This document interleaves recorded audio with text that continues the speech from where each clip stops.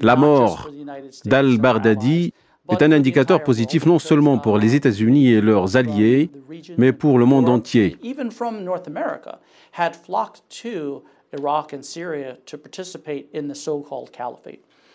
De nombreuses personnes de la région, d'Europe et d'Amérique du Nord sont parties en Irak et en Syrie pour participer à ce qu'on appelle le califat.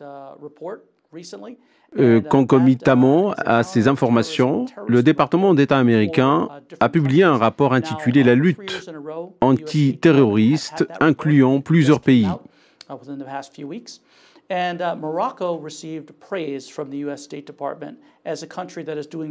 Durant 3 années successives, la politique antiterroriste du Maroc a été saluée.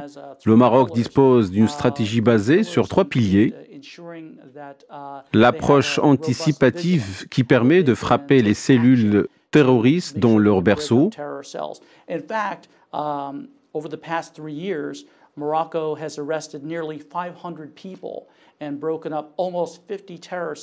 Effectivement, pendant les 3 dernières années, seulement le Maroc a arrêté près de 500 individus et a démantelé 500 cellules terroristes.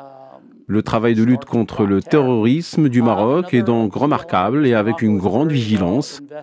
Les terroristes sont arrêtés alors qu'ils n'en sont qu'à leur premier pas. Deuxième pilier, le Maroc garantit la coopération internationale et régionale pour resserrer les taux autour des groupes terroristes et de leurs moyens de financement.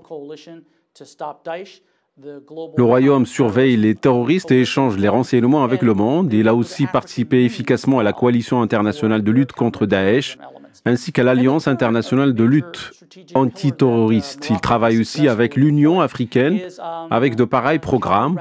Pour finir, le 3e pilier et pilier majeur utilisé par le Maroc, c'est la modernisation des outils de lutte contre l'extrémisme. Son approche prend son départ dans le système éducatif par l'encouragement du rejet de toute forme d'extrémisme par le peuple. L'apprentissage religieux tolérant et modéré est aussi encouragé. Il n'existe aucun programme gouvernemental soutenant la radicalisation. Le résultat, c'est qu'on évite au peuple de s'engager dans des actions terroristes dommageables.